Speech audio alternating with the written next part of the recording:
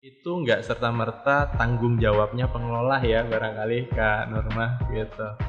Tapi juga kita semua ya yang Sebagai warga Medan sih. iya warga Medan. Ini saya kasih nih case-nya. Iya. Itu boleh gitu. Oh, Jadi pre-wedding boleh. boleh Museum pre-wedding Api. di Museum Chong Api Mansion itu boleh.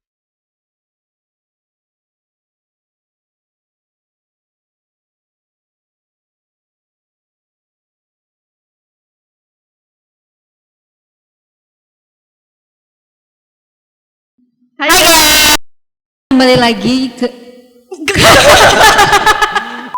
lagi di Bincang Arkeologi bersama saya Kak Loli dan Saya Kak Kurma. kali ini kita kedatangan tamu dari Museum Chong Afi, namanya Bang Rudi. Ya, Ini halo saya Rudiansyah dari Museum Chong Api Mansion. Salam kenal, salam sehat semuanya. Gimana Bang kabarnya? Alhamdulillah. kita sehat manggilnya ya. Abang, Ito, Mas atau Wah, Bapak. kayaknya bang ya, bang aja lah. Bang Kalau di aja Medan ya. bang ya. Kalau di Atau adik, Surabaya kayaknya kan adik Kak. ya. Adik, Iya, atau perasaan. Oke. Iya. Bang Rudi. Bang Rudi ini bekerja di Museum Chong Afi. Chong Afi Chong Afi Medan. Mansion, Ya. iya.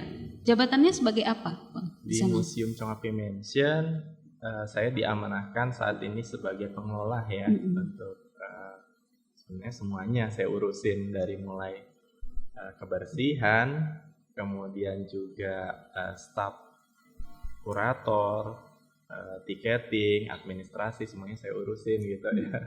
Jadi ngerangkap apapun yang menjadi bagian dari Museum Chong Api Mansion saya kerjain di sana gitu.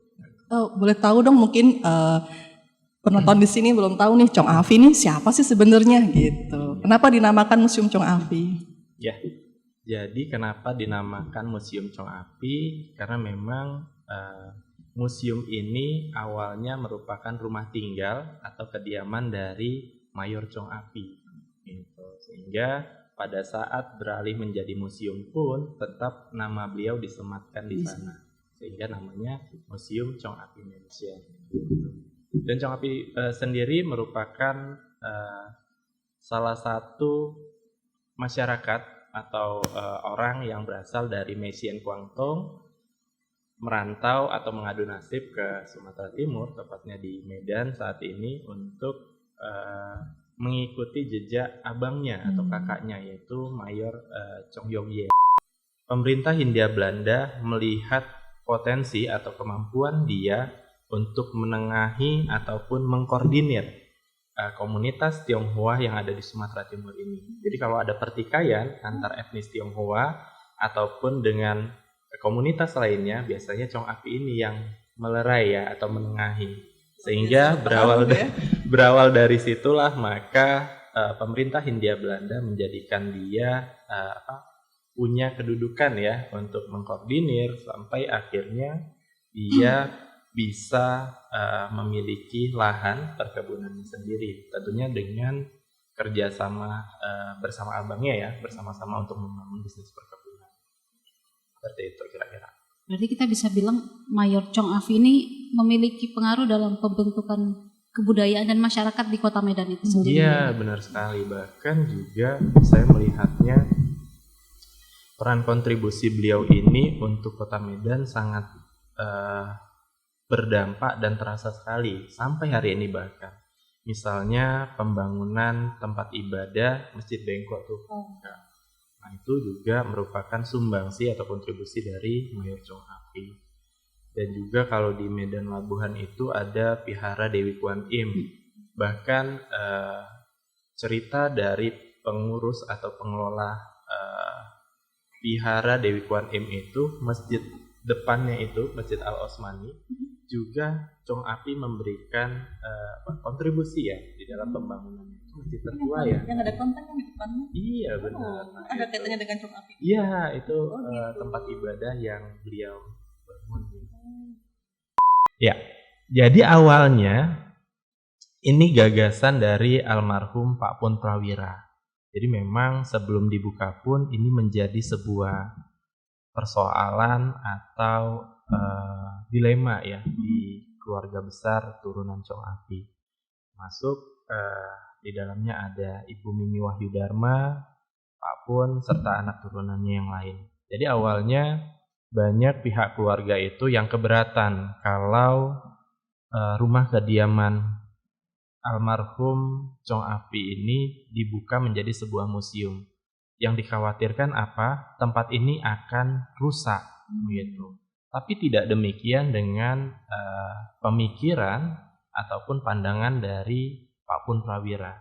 Sehingga beliaulah yang bersikeras meyakinkan para keluarga besarnya agar tempat ini tidak melulu bisa dinikmati oleh segelintir orang, terkhusus untuk keluarga, tapi juga masyarakat luas gitu. Sehingga dari keyakinan itulah yang kemudian di tahun 2009 tempat ini dibuka menjadi Museum Chong Afi Mansion, sehingga masyarakat luas, masyarakat umum bisa datang berkunjung, melihat koleksi atau peninggalan serta kekhasan yang ada di Museum Chong Afi Mansion.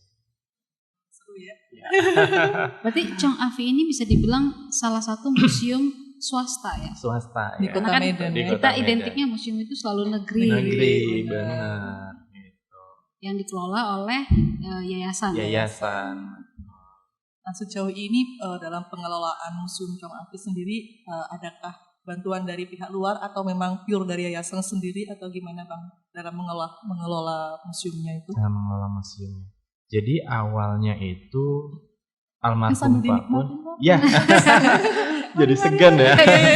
Jadi awalnya itu tentu saja karena baru dibuka perlu bersinergi dengan banyak elemen masyarakat ataupun instansi pemerintah, sehingga melalui kecekatan ataupun jejaring yang dibangun Pak Pun Prawira, beliau berhasil meyakinkan Duta Besar Amerika pada saat mulai dibukanya Museum Chong Afi Mansion. Di YouTube Duta Besar Amerika ataupun di YouTube-nya di kanal di laman websitenya Museum Chong Afi Mansion itu bisa dilihat ya, betapa apresiasi itu tidak hanya terlihat atau dukungan itu tidak hanya diberikan dari masyarakat Kota Medan aja, tapi juga masyarakat di luar Kota Medan gitu.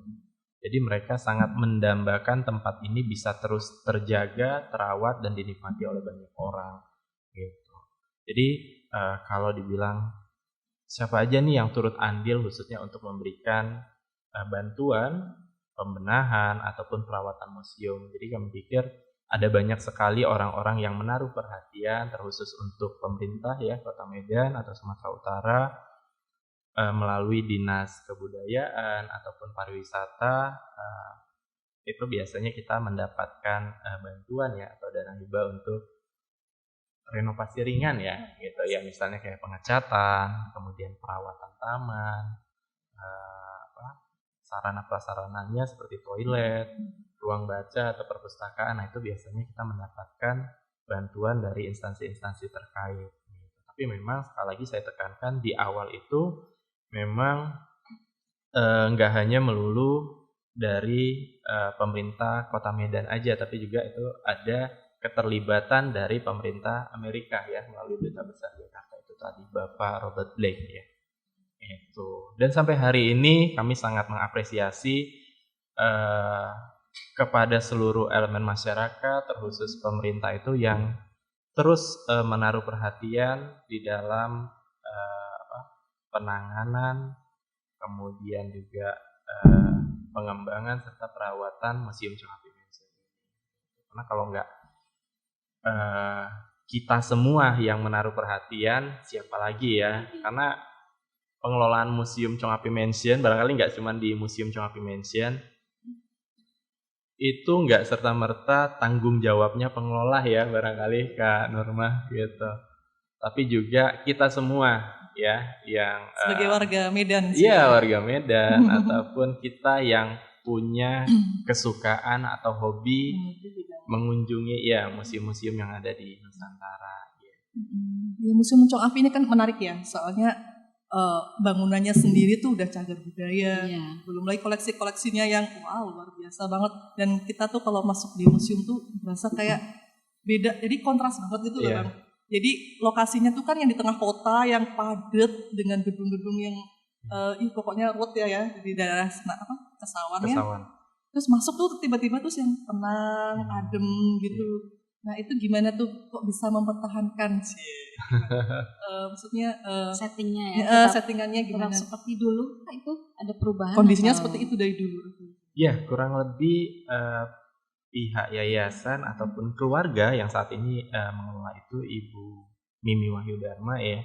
Beliau itu ingin terus merasakan atmosfer dulu dan sekarang gitu. Jadi penataannya pun taman, kemudian tata letak barang-barangnya itu diupayakan sesuai atau kurang lebih sama dulu dan sekarang gitu. Sehingga orang yang datang berkunjung pun oh kayak gini ya dulu. Kalau aku misalnya menjadi bagian dari keluarganya Chong Afi, aku bisa masuk ke ruang A, B, C, bahkan ke ruang makannya gitu kan. Jadi kita kayak kembali bernostalgia di masa pemerintahan Hindia Belanda ataupun Kesultanan Delhi dulu ya gitu di zaman itu gitu sih. Jadi kalau kita mau merasakan sensasi hidup di abad 19 nah itu ya, bisa datang ke Museum Chong Afi. Salah satunya bisa datang berkunjung ke Museum Chong Afi. Ini yang mungkin yang banyak stres ya. Nonton kita nih pasti stres, apalagi di Kesawan itu kan macetnya luar biasa benar. Jadi kalau kira-kira punya waktu luang atau capek macet ya udah parkir bentar, pinggir dulu bisa ke Chong Afi. Sekarang itu juga dekat dengan restoran Tip Top ya. Iya, dekat sekali ya. Nilai sejarah juga ya. Iya benar. Kan di belakang juga banyak jajanan-jajanan yang khas ya, kayak ada Ruja, ada banyak deh pokoknya jajanan-jajanan di belakang museum itu yang saya sendiri baru tahu gitu. Jadi saya sempat cicipin Ruja dan ternyata pengunjung-pengunjung yang datang ke situ selalu nanya, "Mas, tukang rujak yang di belakang masih jualan gitu." Ternyata legend gitu. Jadi rujaknya itu kayak rujak ulek, rujak jodoh. Itu rujak apa tuh namanya tuh? Itu rujak apa? Kayaknya kita perlu ke sana sekali ya. Iya, rujak buah tepat di pintu belakangnya Museum Chong Afi Mansion. Gitu. Boleh coba. Parkirnya di belakang ya. Chong Afi kan di depan susah ya. Susah. Langsung benar. Jadi kalau untuk pengunjung kadang-kadang pengunjung baru ya khususnya, kalau bawa sepeda motor itu bisa diparkirin langsung di halaman depan. Kalau mobil akhir-akhir ini karena udah disusun rapi ya parkiran di Kesawan itu, maka terbatas sekali untuk parkir di situ. Jadi kami biasanya arahkan pengunjung itu ke belakang lewat jalan perniagaan. Jadi di belakang kebetulan ada space untuk parkir, itu bisa beberapa mobil, kemudian juga sepeda motor gitu. Jadi biasanya kita arahin ke situ. Ini kan kita tahu lagi pandemi dan waktu tahun lalu dan awal tahun ini kayaknya banyak museum yang ditutup.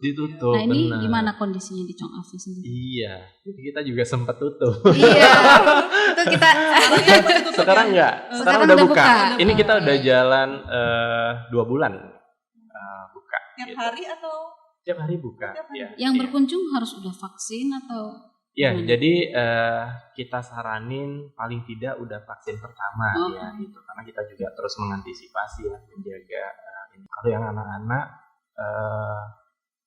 biasanya izin dari orang tuanya ya, kan orang tuanya yang bawa gitu ya. Kalau orang tuanya udah berani membawa anaknya, berarti dia siap untuk bertanggung jawab apapun resikonya gitu ya. Nah, kalau kita kan tinggal mengarahkan ya, kayak untuk wastafel cuci tangan, hand sanitizer, termogan, semua udah kita siapin ya. Cuman kan kita nggak nyiapin vaksin ya, Mas. Iya, berarti sebelum ke Chong Afi vaksin dulu. Sebaiknya begitu. Biar paling bisa jalan-jalan ya. Nah ini mungkin pertanyaan yang lebih santai ya. Iya. Tadi kita serius banget ya. Iya benar. Kita sampai haus jadi. Iya. Nih, Bang Rudi ini udah berapa tahun nih di Chong Afi? Di Chong Afi ya. Saya mulai dari 2018. Dan itu juga sebenarnya nggak sengaja ya. Tadi Kak siapa ya? Saya lupa. Kak Seto. Iya Bang, saya udah ngomong panjang lebar. Namanya nggak ingat. Iya. Saya merasa tersayangi. Kak Lolita ya, Kak Lolita. Nama kata sayang gitu ya. Ya, jadi Kak Lolita. Oh, sudah tadi cuma Kak aja. Iya, karena takut salah sebut. Nggak dipanggil nama saya. Pastiin gitu. lagi. Ya. Jadi saya mulai nimbrung di Museum Chong Afi Mansion 2018 dan itu juga nggak sengaja sebenarnya. Jadi pada saat itu saya mengundang pihak Chong Api untuk kegiatan festival budaya kan, festival budaya Tiongkok di USU. Gitu. Rupanya pihak yayasan itu sedang membutuhkan pada saat itu staf untuk membantu mengelola ya. Gitu. Karena memang Bu Mimi sendiri banyak kegiatan di luar gitu. Basicnya baru di sastra Cina. Ya, kalau S1 saya di sastra Cina USU. Sudah kenal ya. Iya. Basicnya sastra Cina. Iya, basicnya sastra Cina waktu S1 USU, iya. Kemudian saya lanjutkan S2-nya itu kajian budaya dari Universitas Padjadjaran. Gitu. Dan memang skripsi, tesis, saya objeknya itu Museum Chong Api Mansion. Tidak ada cinta dari dulu dengan Chong Api. Iya, itu bahkan ini juga rencana untuk misalnya lanjut ke S3 pun saya tetap ambil objek itu. Gitu. Ya, karena tempat itu juga lah yang menghantarkan saya pada keleluasaan jejaring hari ini gitu ya. Saya bisa kenal Kak Nurma, Kak Lolita, bahkan juga Pak Ketut itu berkat Chong Api gitu. Jangan punya tato lagi. Itu. Dan juga saya pikir itu menjadi sebuah capaian sekaligus kepuasan tersendiri ya buat saya bisa mendapatkan kesempatan sekaligus amanah untuk menjadi bagian di Museum Chong Api Mansion. Ini seru nggak sih kerja di museum, Bang? Seru sekali ya. Seru sekali. Serunya tuh di mana? Cerita dong pengalaman menarik. Kalau dulu saya mikirnya itu museum itu sebuah tempat yang membosankan ya. Jadi kita datang hanya ngelihat misalnya ada tengkorak kita lihat. Selfie gitu. Kalau dulu kan zaman saya itu HP masih terbatas ya. Artinya kalaupun ada kameranya itu masih buram ya. Jadi jarang kita gunain. 1,2 megapiksel. Iya kan tuh, ngalamin kan Kak Lolita. Itu udah paling hebat loh itu. Apalagi zamannya saya dan Kak Nurma. Iya tuh. Jadi jarang sekali kita gunain untuk foto kayak hari ini ya. Iya. Kamera itu sangat-sangat diandalkan sekali. Dan menariknya itu gini. Saya melihat di museum itu ternyata nggak melulu melihat koleksi aja, tapi bisa berkegiatan banyak hal gitu. Bisa berkegiatan atau berdiskusi dengan teman-teman mahasiswa. Kemudian juga biasanya kita undang seniman-seniman yang ada di Medan ya. Misalnya terakhir itu kita undang ada Ibu Hartini, itu pemain futsal profesional di Medan. Dan itu juga kan masih berkaitan ya dengan budaya Tiongkok atau budaya Cina, sehingga suasana ataupun atmosfer di Museum Chong Api Mansion itu bisa hidup kembali ya, gitu. Bangunannya boleh tampak tua tapi ruhnya itu tetap menyala gitu ya kan. Iya, saya melihatnya gitu. Dan juga tempat itu juga lah yang mengantarkan saya di banyak peluang kesempatan Kak Norma. Termasuk kesempatan untuk melanjutkan studi di 2019 kemarin di Tiongkok gitu. Dan juga ya saya pikir banyak sekali pundi-pundi rezeki yang saya dapatkan dari Museum Chong Api Mansion. Jadi menarik lah. Jadi nggak melulu. Nggak cuma duduk. Iya, nggak cuma kayak datang, kemudian ngurusin surat menyurat, kemudian ngurusin petugas-petugas yang barangkali agak-agak bandel gitu kan. Tapi juga ternyata banyak sekali yang ditanganin itu menjadi motivasi sekaligus referensi ya untuk banyak hal. Sering buat event-event gitu nggak sih di Museum Chong Api? Iya gitu, dan itu juga saya dapatkan ketika ikut-ikut ini ya kegiatan-kegiatan webinar gitu. Bahasannya ya Mas Rudi, museum itu nggak melulu menjadi tempat yang membosankan, harus dibarengi dengan aktivitas atau atraksi ya. Gitu. Bahkan kalau tiap Imlek itu kita ada atraksi. Ada acara. Iya, barongsai itu kan. Di museumnya atau di jalan? Di museumnya, di halaman depan. Di jalan itu nutup dengan pesawat. Oh enggak, itu nanti kita dipanggil kan. Gitu. Berarti puncak event yang paling meriah di Chong Afi itu pas lagi Imlek ya. Imlek dan juga festival budaya. Kita berkolaborasi dengan Sastra Cina Usu. Selalu itu rutin kita tiap tahun ya? Tiap tahun. Dan di masa pandemi kita buatnya virtual jadinya.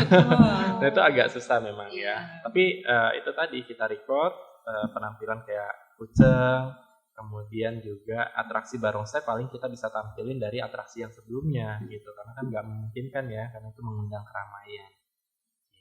Sebenarnya masih penasaran sih koleksinya apa aja sih di Museum Chong Afi itu Bang? Koleksinya beragam ya.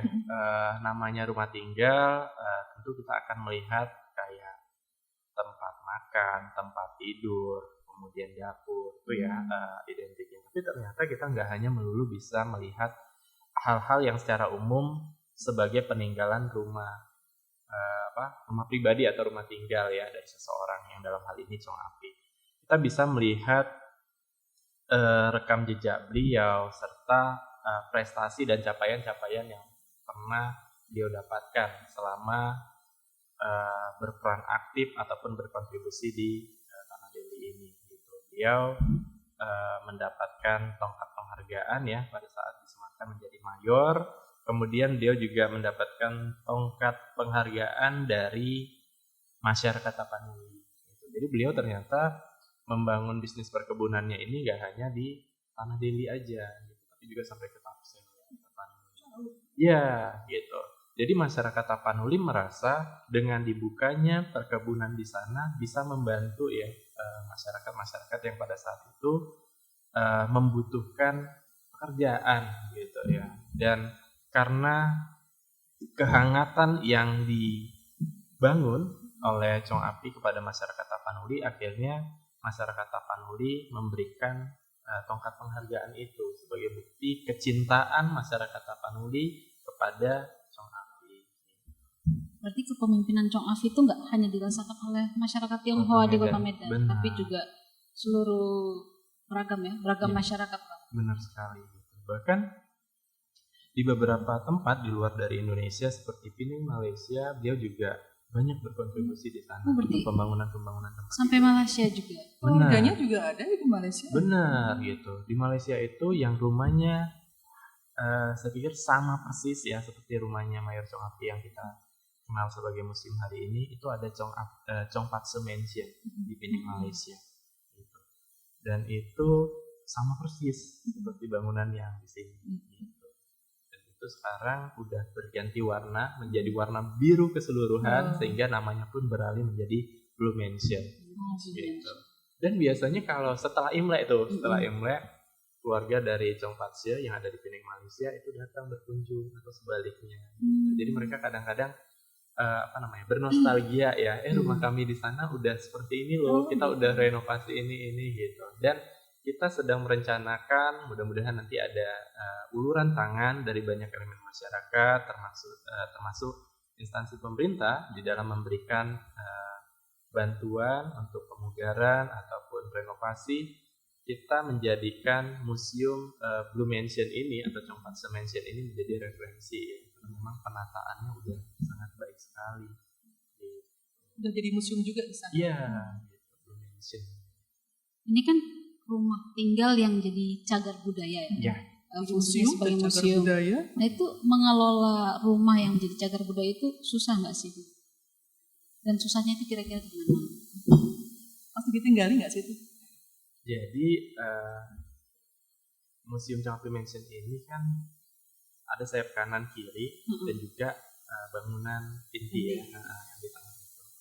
Jadi kalau kita dari pintu masuk itu di sayap sebelah kiri lah ya, kalau dari pintu masuk ke depan itu masih ditinggali lantai atas dan lantai bawah. Yang tinggal itu Ibu Mimi, kakaknya almarhum Pak Pun Prawira, dan juga istri dari Pak Pun Prawira. Jadi lantai bawah untuk istri almarhum Pak Pun Prawira, yang atas Ibu Mimi. Gitu. Tapi untuk yang bangunan inti serta sayap sebelah kanan itu dibuka untuk umum. Disitulah kita tata ruangan demi ruangan untuk koleksi-koleksi peninggalan dari Chong Afi. Tapi kita natanya nggak melulu kayak ruangan ini misalnya kayak aksesoris nggak kayak gitu. Jadi kita tatanya ya menggambarkan itu rumah tinggal ya gitu. Jadi ruangan ini dulu misalnya kalau kita masuk di sayap sebelah kiri itu ruangannya ornamen serta warnanya itu khas Melayu. Ternyata cerita dari turunan Chong Api itu ruangan itu dulu cenderung atau sering digunakan untuk menjamu tamu-tamu dari Kesultanan Delhi. Sehingga keluarga Chong Api merasa sebagai bentuk apresiasi ataupun ungkapan rasa suka ya gitu atau haru kepada pihak Kesultanan Delhi, maka dekorasinya pun ditata sedemikian rupa gitu loh, menggambarkan ornamen khas Melayu gitu. Masih ada ini ya, ikatan baik dengan Kesultanan Delhi saat Betul. itu. Sampai hari ini bahkan. Masih, jadi kalau misalnya Imlek itu keluarga dari Kesultanan Delhi hadir tuh, ramai sekali yang datang. Itu saya sempat ikut beberapa kali tahun ini, tahun lalu mereka datang. Kemudian sebaliknya ketika misalnya Idul Fitri, Idul Adha dari keluarga Chong Api juga berkunjung ke museum Istana Maimun gitu. Itu fakta menarik ya. Iya, nah itu. Jadi hubungan baik itu terjaga dari dulu sampai hari ini. Luar biasa. Karena kan orang melihat Kota Medan ini multikultural sekali. Potensi konfliknya sangat tinggi. Ternyata dari dulu dijaga oleh orang-orang yang berpengaruh di masyarakat. Iya. Ini kalau masyarakat sendiri nih mau menggunakan Mansion Chong Afi untuk kegiatan itu boleh nggak sih? Cenderungnya boleh ya. Bolehnya ini catatan.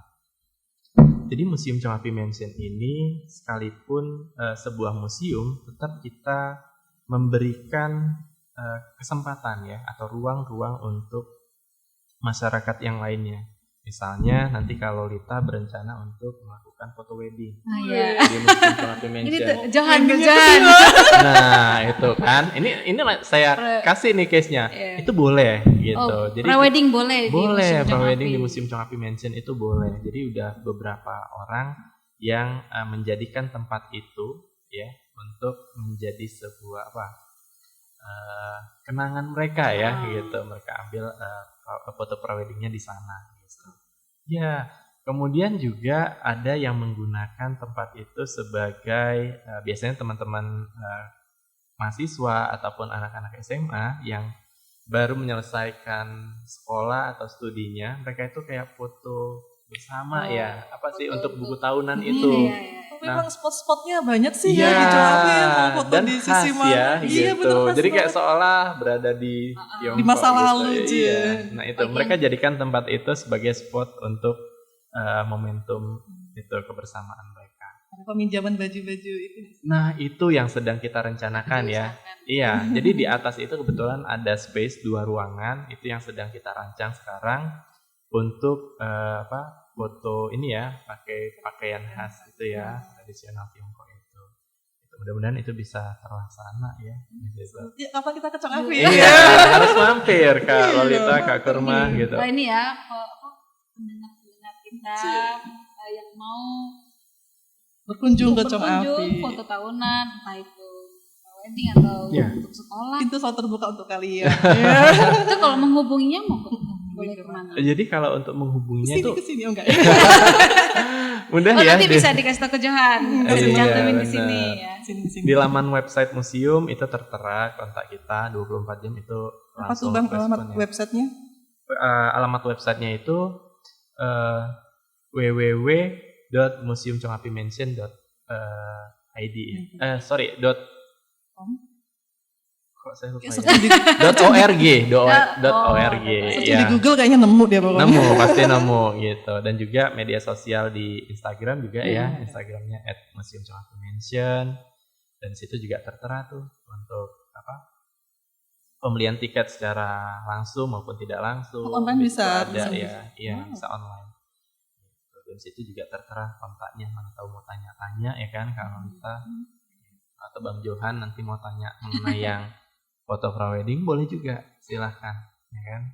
Jadi mungkin Bang ada pesan terakhir harapan ke depan mungkin untuk atau ajakan kepada masyarakat datang dan semuanya yang ada di sini dan di sana juga siapapun lah yang mau datang. Siapapun yang mau datang ya. Iya, jadi pesan dari saya bahwa Museum Chong Afi Mansion sekali lagi tidak hanya melulu tanggung jawab dari pengelola ataupun yayasan, tapi juga menjadi tanggung jawab kita bersama ya untuk terus menjaga, merawat dan melestarikan tempat ini. Sehingga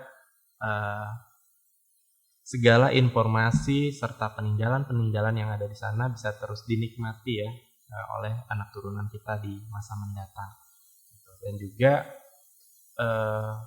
partisipasi dari seluruh masyarakat sangat-sangat kami harapkan, tidak hanya melulu berupa bantuan pendanaan, tapi juga penting rasanya keterlibatan anak-anak muda yang datang itu untuk membangkitkan ya rasa antusias untuk datang berkunjung ke museum. Karena saya melihat di tempat kita ini masih masih sedikit sekali anak-anak muda yang menaruh perhatian berkunjung datang ke museum, itu masih sangat sedikit sekali. Padahal kalau saya boleh cerita, ketika di studi di Tiongkok, untuk bisa datang ke museum yang ada di Tiongkok itu, kita harus jauh-jauh hari booking tiketnya. Susah sekali. Ya. Betul. Dan biayanya besar. Gitu. Di Chong Afi berapa Bang masuk? Kalau di Chong Afi itu 35.000 ya. Dari mulai buka sampai hari ini kita belum ada kenaikan harga gitu. Jadi kami pikir harga 35.000 itu tidak terlalu memberatkan ya. Ke mall juga kecil banget. Apalagi 35.000. Sekali check out di Shopee. Nah, tuh Kak Lolita langsung belanja online. Iya, apalagi dengan biaya segitu udah termasuk biaya pemanduan gitu ya. Jadi kami pikir itu tidak terlalu memberatkan, karena hasil dari penjualan tiket itu juga kita gunakan untuk perawatan ya gitu. Karena untuk taman, kebersihan itu harus secara terus-menerus dijaga. Jadi dengan berkunjung ke Museum Chong Afi ini kita tidak hanya membantu di perawatan bangunan itu sendiri, tapi juga turut andil di dalam upaya pelestarian ya, menjaga, merawat. Kita juga mengenal sosok Chong Afi yang sangat berpengaruh. Tidak hanya di Kota Medan, di Tapanuli, bahkan sampai ke Malaysia. Ya, Malaysia. Bahkan dia juga sampai, nah ini barangkali orang jarang sekali yang mengetahui bahwa Chong Afi itu mendapatkan gelar honoris causa doktor. Ya, dari Universitas Hong Kong. Jadi kalau nanti teman-teman di Hong Kong udah ini banget ya. Ya, jadi kalau teman-teman nanti misalnya ada yang berkesempatan studi di Universitas Hong Kong atau mungkin sedang berkunjung ke Hong Kong, mampir ke sana, di sana ada tertulis gitu bahwa Chong Afi berkontribusi di dalam pembangunan atau pendirian Universitas Hong Kong tersebut. Gitu. Jadi kontribusi beliau itu banyak sekali ya, termasuk Museum Tropen Amsterdam Belanda. Kan. Di sana juga terukir nama beliau, Chong Afi. Gitu.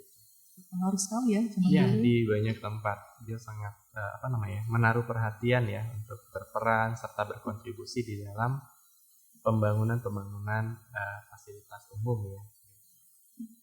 Oke Bang, makasih ya udah makasih banyak ceritanya. Kalau dilanjutin kayaknya nggak selesai. Iya nih. Sebenarnya menarik tapi lebih menarik lagi kalau kita langsung ke sana. Iya, sebaiknya begitu ya. Oh iya, ini dapat bikisan dari wah, hatur nuhun. Mungkin nggak seberapa, tapi terima kasih.